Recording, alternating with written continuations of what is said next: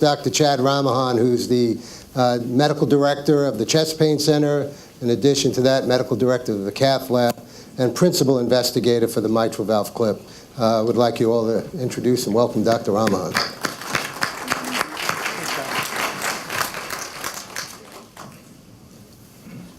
Thanks, everybody. It's great to be here and talk to you about myocardial infarctions or heart attacks. And I'm going to talk a little bit like Vince did about a sort of a timeline of heart attack care. I see actually a lot of familiar faces in the audience of people that I know from other times. So I'm going to talk about two cases to give sort of a story of heart attacks and how and what has happened in the last sort of 50 years in heart attack care in America and in the world. So this is a 65-year-old gentleman who's on vacation visiting his in-laws in Denver, and he presented with indigestion. He was a big smoker, 4 packs a day, but quit at age 59. He actually was elected the President of the United States in 1953. He was the 35th President of the US, Dwight Eisenhower. He had a heart attack while in office during his first term on September 24th at age 65. When the sitting president has a heart attack, the stock market plunges. So 6% down in the stock market. And he was transferred to the VA hospital in Denver. And treatment at that time in 1955 was 3 weeks of bed rest. So morphine, heparin, which was actually this blood thinner that Dr. Gaudiani mentioned, was actually cutting edge at that time because people didn't realize that heart attacks were actually clot inside the artery. So he was treated with bed rest, heparin, and transferred to the VA. He actually returned to Washington 2 months later in November and completed his second term. He actually ran for a second term. He was told not to run for a second term because he had heart disease and had a heart attack. And this was before the Korean conflict. And he actually ran for a second term, won, and completed a second term, but then died 10 years later from heart failure. So heart failure is where your heart's weak and thin and not able to pump the blood from the lungs to the rest of the body, and people get chronically ill. So this is entirely different than the modern way we treat heart attacks now. I'm going to go over some of the basics of the words we're using. So what is a myocardial infarction? That's a heart attack. And what is a heart attack? A heart attack is when the blood supply to part of the heart muscle, or the myocardium, is stopped. And you'll see here, that here's the artery, and there's some plaque buildup, and the plaque buildup ruptures and a blood clot forms. Now, we actually don't really know why that plaque buildup suddenly ruptures and a heart attack forms. That's the real mystery of coronary artery disease. We do a lot of testing, we figured a lot of things out, but we can't figure out why that vulnerable plaque, that stable cholesterol buildup, suddenly becomes inflamed, ruptures, and then puts a clot there. And I tell patients it's like a pimple. You know, it's like it wasn't there before, and then suddenly it becomes red, hot, and inflamed and big, except it's inside a 3-millimeter vessel. And then when that pimple pops and exposes that inflamed stuff to the bloodstream, the clotting factors in the blood make that 20% blockage into 100% blockage and make an emergency. And that's, we haven't figured that out yet. And you'll see on this diagram that where the artery is closed, distal to that or after that blockage, heart muscle is dying. And that's what a heart attack is. So how do heart attacks present? So we talked a little bit about this, and most people have chest pain. But not everybody has chest pain, and that's because your brain didn't use all of its neurons to look at your heart. So you're a machine that's designed to live to procreation, for our species to persist, but heart disease isn't sort of a thing that we've spent our brain power on. If you were a computer and a certain amount of memory and you allocated how many megabytes for different functions, we do it for sight, taste, fingertip sensations, but not internal body organ sensations. So some people feel shoulder discomfort, chest discomfort, back discomfort, neck discomfort, tooth discomfort, all because you don't have enough nerves going to the internal organs to actually differentiate it. In 1967, the treatment of a heart attack on the left side was nitroglycerin, oxygen, morphine, and bed rest. And the in-hospital mortality was 30%. So 30% of people who came with a heart attack died in 1967. In 2007 and now, the main thing we do is what's called reperfusion. So perfusion means to get blood through. Is to reestablish that blood flow through. So that's what we try to do. We try to do that fast. And you can do that with clot-busting medication. So if you're not in a great place like El Camino Hospital where we have 24-hour interventional cardiologists and nurses and technicians, and you're in rural someplace, they would give you a clot-busting medication to clear that clot to reestablish blood flow. This slide, I think, is a very important slide and tells us what the big difference over the last 50 years is in terms of how heart attack care has changed. So 1967, before there were really the CCU, or the cardiac intensive care unit, someone would have a heart attack and they'd have a 30% of dying in the hospital.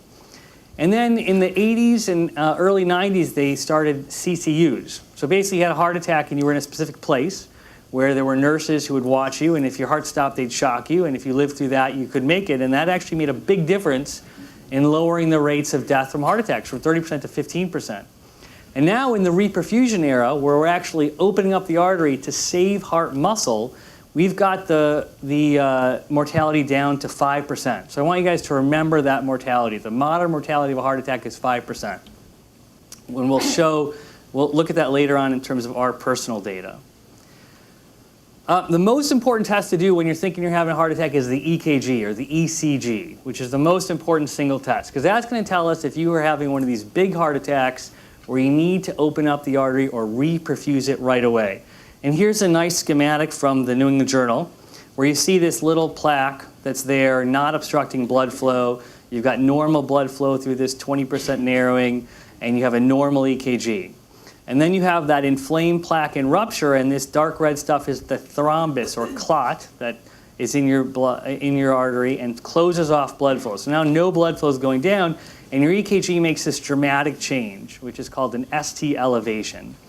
And that's the sign of a big heart attack. So sometimes these big heart attacks are called ST elevation heart attacks or myocardial infarctions. And then what we try to do is emergently take a wire, push it across the clot, and take a balloon to push the blockage out of the way. And then we take this little metal stent to push the blockage out of the way. The metal stents are modern. The modern ones are made of an alloy, cobalt chromium or platinum chromium, and they usually have a medication on them to prevent you from rejecting those stents. And that actually prevents that ongoing damage to the heart muscle. Besides the EKG, the next best test is what's called a cardiac enzyme. So these things you'll hear people talk about, their cardiac enzymes. So there are proteins in your heart muscle that are only in your heart muscle. And then when your heart muscle dies and those cells break open, they release those proteins into the blood. And so you can actually sense them on blood tests and decide and know whether you're having a heart attack or not, and know how big the heart attack is. And that's the other way we really are used to evaluate heart attacks. That we can find out in the first 4 hours or so. So the EKG is still the most important test up front when you're evaluating symptoms, and then afterwards we get these cardiac enzymes, which gives us a more specific diagnosis. You know, Dr. Curatola, we were all talking about timing for heart attack. So, you know, when that artery is closed, the clock starts ticking. And every minute that heart artery is closed, heart muscle's dying. And you really want to open that artery up within the first 3 hours of the artery closing. So Keith, what he didn't tell you, he told us how great we were at the hospital because we opened up the artery in 40 minutes, right? But what he didn't tell you was how great he was because he didn't sit at home with the artery closed for 6 hours before coming to the hospital.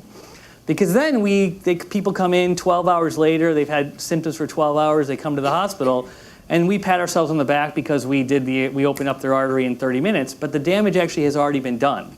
But when you come in within 20 minutes of having symptoms, so that your symptom time to opening the artery time is less than 3 hours, you can have a great outcome like his without any heart damage and with normal heart function. So we really need to stress patient awareness and realize that taking care of a heart attack is actually a whole system, from patient education to 911 to the emergency room to the cardiac catheterization lab to the ICU and to cardiac rehabilitation. And it's a full process, and that's what we've tried to create here. The whole country's tried to create this because this is a disease. You know, this heart attack care and this impressive mortality reduction from 30% to 5% is really one of the best things that's happened in modern medicine. You know, I would put it up there with antibiotics, the X-ray, anesthesia, aseptic technique, these huge technological advancements over the last 100 years that have changed our life expectancy dramatically. Heart attack care, emergent heart attack care, is one of those things. And so the country's done a good job of informing society and creating these systems at various places. And so that's called the Stemi Receiving Center. So we're actively involved in the Santa Clara County Stemi Receiving Center, so that we meet with this county ambulance officials and all the ERs, and we try to decide when someone has a heart attack anywhere in Santa Clara County, how can they get to the place that can treat their heart attack the best and the fastest. So that involves patient education, onset of symptoms, calling 911, the ambulance actually having the ability to do an ECG or an EKG in the ambulance and transmit that to the hospital electronically, and then for us to know that the patient with the heart attack is coming and activate that team to bring me, my nurses, the technicians in at the same time to minimize the amount of time that artery is closed. So that whole system we've been fundamentally involved with in Santa Clara County. We're actually the first hospital in Santa Clara County to actually have pre-hospital ECG transmission to our emergency room. Now it's actually standard of care throughout Santa Clara County, so it's really great for everyone who lives here. Not only is reperfusion or restoring blood flow an essential part of the great heart attack story, treatment story in the last 50 years, but there's a lot of other things that have been very important. Therapeutic lifestyle changes, smoking cessation has been the biggest impact in cardiac mortality. So historically 50% of Americans smoked, right? And recently in the country it's gone down to 20%. Which has been a big difference in the whole country's cardiac outcomes. But in our area, in California, it's down to 18%. And in California, as almost many different states, right? So our part of California is even lower. I mean, I don't know if you can find anyone who smokes anymore, which has been fantastic, because that's the single biggest thing you can do to lower your risk of recurrent heart attack is to quit smoking, which lowers your risk by 60%, more than anything else we do. So that's been a big impact. And when we talk about President Eisenhower, he was smoking 4 packs of cigarettes a day. I mean, if you're smoking 4 packs of cigarettes a day, first of all, you're going to go broke because cigarettes are like $10 a pack now, right? And you don't have any time to do anything else because that's 80 cigarettes a day. You're basically smoking a cigarette constantly. And then advances in medications have also been really dramatic, and that shouldn't be undersold. So after you have your heart attack and after you get treated, being on the right medications can also lower your risk. Statin therapy, antiplatelets, beta blockers, ACE inhibitors, and then cardiac imaging. So I'm going to go from the 1955 President Eisenhower heart attack to one from January. This is actually Keith Angelo's EKG. So we have a 57-year-old gentleman who had chest comfort for only 30 minutes, probably less than that actually, and came into the emergency room. Here's his initial EKG. You guys aren't cardiologists, but there's the ST segments here and the inferior leads are not normal. And he had the earliest sign of heart attacks on his EKG, which is great. This is what we want to see. We want to get that heart attack as the earliest point possible, where just the T waves, these little pointy things, are a little too pointy. So that was a great job by the ER doc to identify that this is a really early heart attack. You didn't have to be a great doctor to know he's having a heart attack. He's telling people, there's a tightening inside my chest that's the worst pain I've ever felt. I mean, it's pretty clear. Here's his angiogram. So let me give you a little primer on an angiogram. So here's this black line is a catheter coming from the leg, going up into the heart and injecting dye into the artery. Brian, oh, here we go, okay. So here's his right coronary artery, which looks normal. I knew it was the left anterior descending from the EKG, but we take the non-culprit vessel first to know what we're dealing with. And then here's the left coronary artery.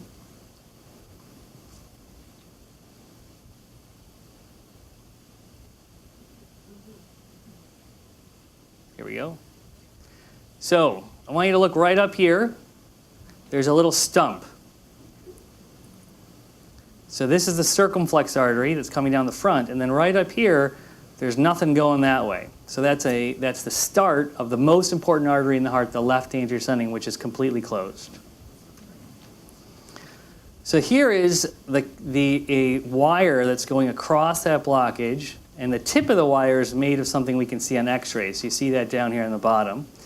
And then these two dots are markers on the end of a stent. And you'll see, so there's a marker where I'm putting in the stent on either side of that blockage. So there's metal spring, metal stent from that dot to dot. And here I've taken out the balloon that stent was deployed on. And you'll see now this big, beautiful artery that's coming all the way down to the front there. So this is where everyone in the room goes, ah, and we're happy. So the best part about this was that if that left anterior descending is closed for 3 hours, that front of the heart becomes damaged, and the whole muscle dies. It becomes thin and doesn't pump and doesn't move the blood from the lungs to the rest of the heart. And that's where people get heart failure, and they need defibrillators, and they need transplants and all sorts of crazy stuff. Because he came in so soon, and because we opened it so soon, if you look at his heart function, so this is a catheter coming from the leg into the left ventricle. It's called a pigtail catheter. You guys can figure out why. And it's injecting dye, and we're looking at the whole left ventricle. And so this is the tip of the heart here, and here's the base of the heart. And this part of the heart is being supplied by that left anterior descending. And it's actually moving perfectly. So that's great news. This is what actually predicts longevity. This is how you know someone's going to live for a long time without any problems, is that their heart muscle wasn't damaged. So he had I actually sucked the clot out of the artery first, which is called a thrombectomy, and then put in a drug-coated stent. And he was in the hospital for just 3 days, not 3 weeks on bed rest, and not going back to work. So that's sort of the story of heart attacks for the last 50 years. I want to transition now more towards how we are creating the system to be able to deliver heart attack care this well, and how we regulate it to know that we are doing a good job. So how we measure things, how we create structure and process and look at outcomes to continuously make the treatment of heart attack patients at El Camino Hospital perfect.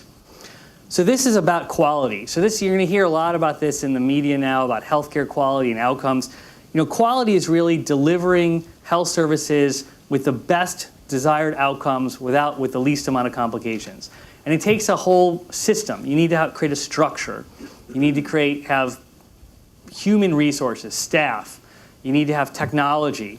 And then you have to have a process. How do you gain those data? How do you look at the data? And then to look at outcomes. How do you report the data? How do you change your behavior and outcomes to make it better? And that's the process we've created over the last 5 years.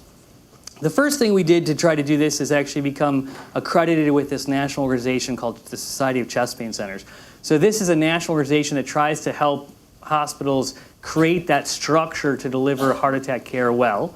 And we were the first accredited chest pain center in the Bay Area in 2008. And we've updated that in 2011. And then in 2012, we used that fundamental structural improvements to actually look at our data and benchmark it compared to the country. The chest pain center accreditation process is really about community education, integrating the ED with the EMS, getting diagnosis and treatment, risk stratification, and then this ongoing process improvement and competencies. But the big improvement came in the last few years when we started to really look at the data. So, if you don't measure it, you can't improve it, right? So we need to measure our outcomes to make it better. So the first thing we have are these things called core measures. So Medicare, which is paying for everyone's health care is over 65, actually mandates that you report all this data. When people come in for a heart attack, how fast can we open their artery? Do they get an aspirin? Do they get a statin? Is their cholesterol checked? All these sort of fundamental quality measures. And we've had 100% of those core measures for, I don't even know how many years, 3 or 4 years now. And then there's something called an NCDR, which is the National Cardiology Data, here we'll talk about in a second, National Cardiovascular Data Registry, which is giving us really in-depth data on every part of this process. And we've been in this for about 2 years.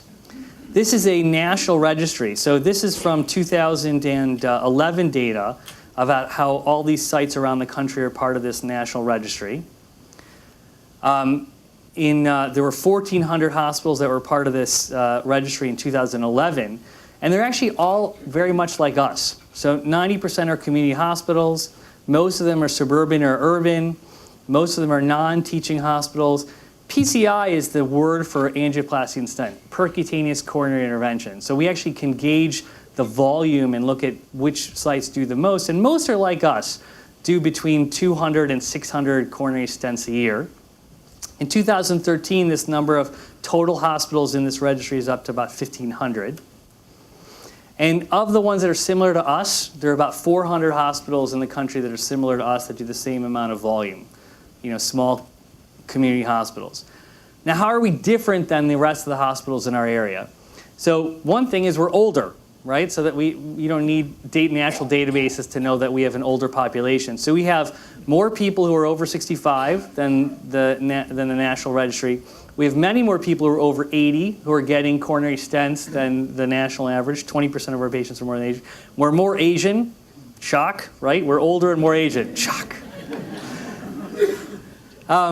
And then if you look at the type of patients we're doing thinner patients. That's the main thing from this screen. So if you look at the rest of the country, 80% of people getting coronary stents have a BMI of over 25, and 24% have a BMI of over 40. So that is, really, really obese. And if you look at us, we actually have much lower numbers of obese and morbidly obese patients. So we have older, skinnier, Asian, healthier patients. So this is the most important slide. If you want to leave here with one important slide, this is the slide, because this is mortality. This is what we care about.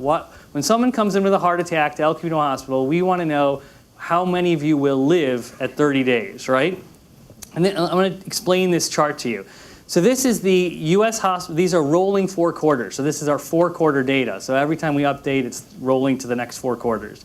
And if you look at here, 6.12% is the U.S. median in-hospital mortality, which is just like what I told you in the beginning of the slide. Remember, 30% mortality, 15%, 5% mortality is what we are now, and that's what the national average is, 6.2%. The 90th percentile, so if you're better than 90th percentile of the hospital, you're at 3.2%. Ours is at 1.3%. So at this bar diagram, we are way over in terms of how good we are at taking care of heart attack patients. And that's partially due to the processes. So if you look at our door-to-balloon time, how long it takes a patient when they come in till we have the balloon open to open their artery, we are at the 100th percentile, right? So we do that very well. If you look not just at heart attacks, so that's the narrow heart attack mortality, but if we look at anybody who comes in with a coronary stent, so the bigger, broader category of percutaneous coronary intervention, the hospital mortality is 1.7%. So it's a lower mortality because these patients are not all coming with a big heart attack. And the 90th percentile is 0.9%, and ours is 0.2%. So we are, again, way off the scale in terms of excellent outcomes in coronary stenting. And that really has to do with the process, which is the structure, process, outcomes, quality improvements, guidelines. I'm going to speed up a little bit because I'm getting the signal. These kind of things that we're doing to lower complications rates are creating new protocols, ways of doing things, discharge rounding, following up patients, protocols and order sets. These are some of the things we're measuring to try to work on, how long it takes us to do a procedure, how much radiation we deliver to someone, how much contrast we use, whether they get blood transfusions, and whether their coronary stent was appropriate. So this is something you're going to read about in the New York Times all the time, right? The New York Times will never tell you this huge story about what a great impact coronary stenting has had on heart attack mortality. It'll only tell you about the guy who's putting in coronary stents that doesn't need to happen, which unfortunately does happen. But here at El Camino Hospital, we actually measure what are called inappropriate coronary stents, and the national average was 15%, and ours was 0. One of the big quality outcomes that we did in the last 2 years is shift a lot of our coronary stents from femoral access to radial access, and which is really reduces length of stay, has less bleeding complications, actually people live longer going radially, and it improves patient satisfaction. Some of the limitations are catheter size, how big a tube you can put in. And I usually don't do it in settings of big heart attacks. So this is actually the standard in a lot of other countries. So in Japan, in India, in Europe, they all do this radially. America actually has been lagging on adopting this. But America is moving towards that. So if you look at the national average from this registry, the number of coronary stents that are put in from radial has gone from 2.9% to 10%. And at El Camino Hospital, 42% of our coronary stents are put in from the radial access, which is a big improvement. So my last slide is to thank everyone. Thanks for coming to the Heart Forum. But I want to thank the whole team, because all of this great data and outcomes has to do with a full team. So it has to do with the emergency room, cardiac rehab, our HVI and cath lab staff. And here's our quality and data staff right here, which is actually the people who collect all this data, look at the data, and help make these protocol changes. Thank you.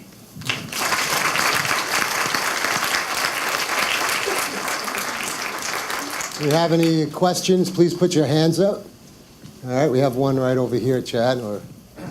We live about 10 minutes away from the hospital. If I or my husband had a heart problem, or thinking they had a heart attack, is it better for one of us to drive to the hospital or to call an ambulance?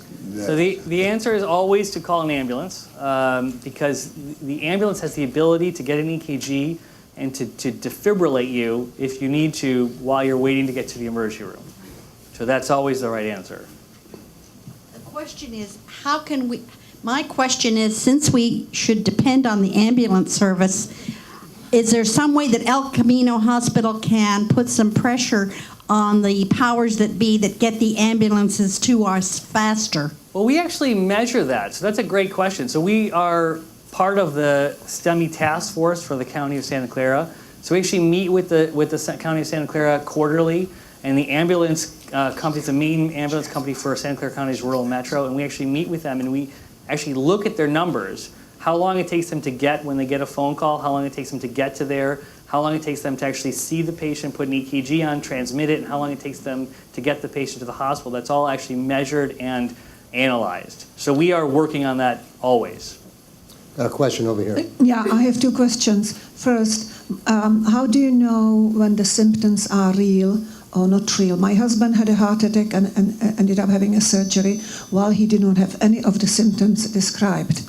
And the second, I had all the symptoms, was taken to the hospital, and then they found out I did not have the heart attack. You guys are a perfect couple. Precisely, yes. And The yin and the yang. second question, what is the difference for the patient staying 3 weeks in the hospital compared to 3 days? Because most places, Europe in particular, still lets people stay 3 weeks. Well, it's okay to stay 3 weeks if you get the care that you need, but back then there was actually no care. So it's just 3 weeks of sitting on your bed, and you actually get blood clots in your legs and do poorly. So you know, most people want to go home and sleep in their bed and eat their own food, and we try to improve people's quality of life that way. The first question was symptoms. This is the great problem with cardiology, right? So we don't have symptoms for heart attacks are non-specific, meaning that they could be symptoms of other things. All the things I said up there could easily be symptoms of your stomach or your lungs or your shoulder or your chest. And it's definitely hard to tell. You know, we tell people if it's worse with activity, with exercise, if there's sweating, if there's nausea, if there's shortness of breath, those are all signs that it may be more your heart than not. But it is difficult to tell. And we, as all the cardiologists in the room, see patients all the time with this same conundrum of what are their symptoms coming from. It's because your brain doesn't know where the symptoms are coming from. Doctor? Yeah, okay.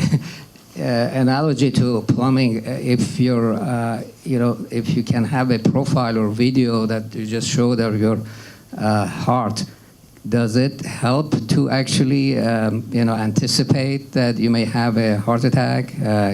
These people who do full body scan. Yeah, unfortunately, no. So the problem is that we can't find the vulnerable plaque. We can find plaque, in arteries, and we can find blockages, and we can put stents in blockages. We can't find the blockage that's about to rupture and cause a heart attack. And so we do a lot of testing, and we put a lot of stents in, but really stents have only been shown to save lives when it's in the case of a heart attack, not electively. Electively, it's only there to make symptoms better. So if you're not having symptoms, it's hard to prove that a stent will protect you or make you live longer or prevent a heart attack. Are Next question's over symptoms there. for women different than men? They are different from, I think there's definitely symptoms for women are different than men. However, there's still a lot of symptoms that are in common. Most women still have chest discomfort. Most women still have shortness of breath. But there are women and men who have very atypical symptoms. Women sometimes have nausea, back pain, more than men. One more question, Amy? Is there any study on the effectiveness of blood thinners and statins? Does it reduce over time, or? There's a lot of studies on blood thinners and statins, and you have to separate the studies into two big categories. One called secondary prevention after you have heart disease, and one called primary prevention before you have heart disease. And in secondary prevention, there is no doubt about it that a statin will save your life. Lowers your risk of another heart attack by 30%. And lowers your risk of death. In primary prevention, you have to decide how high risk you are to know whether it makes a difference or not. So if you're 20 years old and you're a premenopausal woman, your risk is so low that no statin, no matter what your cholesterol is going to lower your risk. If you're a 50-year-old smoker who doesn't have coronary disease and your LDL is 200, there's pretty clear evidence that's going to lower your risk of both your cholesterol, your risk of heart attack, and risk of death. Amy? What percentage of people do you see having a heart attack in the cath lab that are actually considered low risk?